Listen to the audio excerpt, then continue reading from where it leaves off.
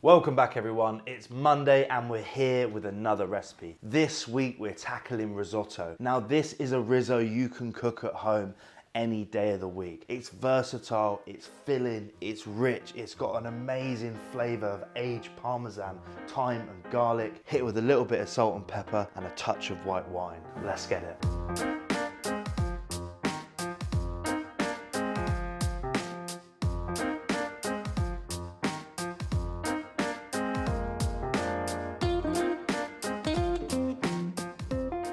Now, when we're talking about risotto, the first chapter of the story is rice. There's a couple of rices you can get. I'm using Arborio. That's the most versatile and most readily available rice there is. There's also Carnoli, which is a little bit more of a VIP product. And if we want to go into the rice variants, there's around 8 or 9 for you to choose from. But Arborio is the one we're using today. It'll be in all your supermarkets. You've just got to look out for it. In order to have a flavorful risotto, you need a flavorful stock. I'm gonna make mine with just 4 ingredients. I'm taking Parmesan and grating it right down to the rind. The Parmesan that I've grated, I'm gonna use in the end of the cooking to finish the risotto, to give it depth of flavor and to thicken it up slightly. After grating or microplaning your Parmesan, you're left with this. This is the rind. 18 months of concentrating flavor has been reduced into this rind. It is packed full of flavor and packed full of depth. Do not waste this. This goes straight into our stock pot. You want to take about 6 to 7 cloves of garlic. I'm just going to crush these slightly to release the flavor. Once that garlic's crushed, all that flavor and all that essence is going straight into our pot. We take about 1/5 of a bunch of thyme, a couple of good sprigs, deeply fragrant and packed full of flavor, goes straight into the pan. Now the last thing, water goes in. We're gonna bring that to the boil and lightly simmer it for about 10-15 minutes just to infuse and extract all of that flavor. Now while that's happening, let's talk about onions. There's an old wives' tale that the onion dice needs to be smaller than the grains of rice, and that's exactly what we're gonna do today. Take your onion down to the board and just take the top off. Once the top's off and the root is off, we're gonna take it in half.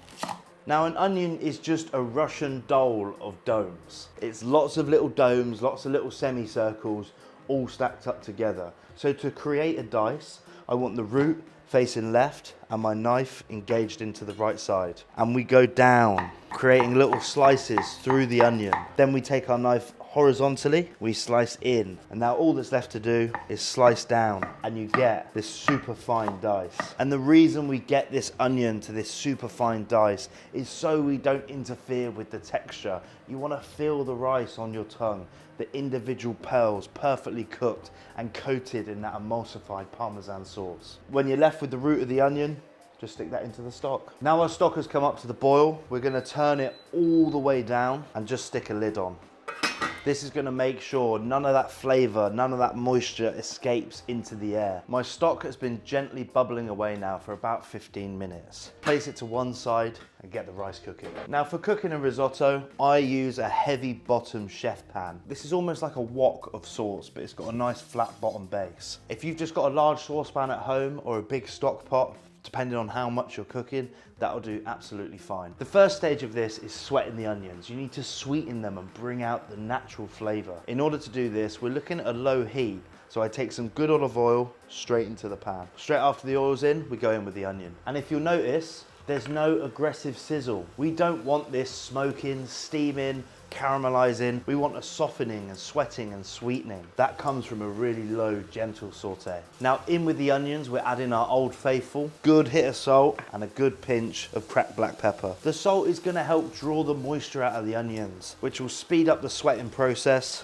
and help break the onions down. It's gonna saute now for about 3 or 4 minutes until the onions are completely translucent. Now we turn the heat up slightly and add the rice. The reason we're turning the heat up a little bit here is because we want some temperature in the pan when we reduce that white wine that's going to be the next stage of cooking. And we also want to lightly toast the rice. Now I'm not saying toast it so you can see colour, I'm just saying warm it up a bit, wake it back up. It's been in dry store and then in packaging for God knows how long. It's not normally that many months or that many weeks, but the rice just needs a little bit of love, a little bit of heat, just to warm and wake it back up. Now there's plenty of heat. There's a slight crackle to the pan, you add your white wine. Cheers. You want to take this down to a glass, to a sticky, thick paste of rice, wine and onion. Once you're at that stage, take the lid off your stock, and this is when we introduce that flavour, that base, a ladle at a time, and beginning to create your risotto. Now at this stage, we've turned the pan down slightly. The stock is hot, the pan is hot, the rice is hot. We don't want to boil the rice, we want to poach it in that fragrant Parmesan garlic and thyme liquor. And what you'll come to see as you cook this down and continue to add your stock is that you begin to turn this pan of rice, stock and onion into one thing. The starch from the rice is released, it emulsifies with the fat of the olive oil and the moisture from the stock, and you start to get this risotto dish. And you'll notice when I'm stirring this, I'm not thrashing it around the pan. I'm gently moving the rice from the outside and mixing it around the middle. You don't want to break up the rice. So now we're coming to the end of cooking. I'm starting to turn up the heat slightly, starting to work the risotto a little bit more, just finishing off those bonds of starch, creating that super velvety, creamy risotto. Now, how do you check the cooking of your risotto? Pick your Maurice out of your risotto and take one of the singular grains onto your fingers. Between the finger and the thumb, push together and just spread apart. Now, if your grain of rice breaks into 3 even pieces, it is ready for the finishing part of the cooking and for the fat to be added. If it's not ready, it will be hard to break, slightly tough. In that case, a little bit more stock and give it a couple of minutes more cooking. Now we've got to this stage of the cooking, we're going to start to finish the emulsification. The Parmesan I grated earlier to get the rind going straight into the pan. With about 4 cubes of butter, a good pinch of salt, a good pinch of pepper, and a glug of oil. At this stage, turn the heat off and really work that risotto. And if you're feeling extra Italian, toss it up.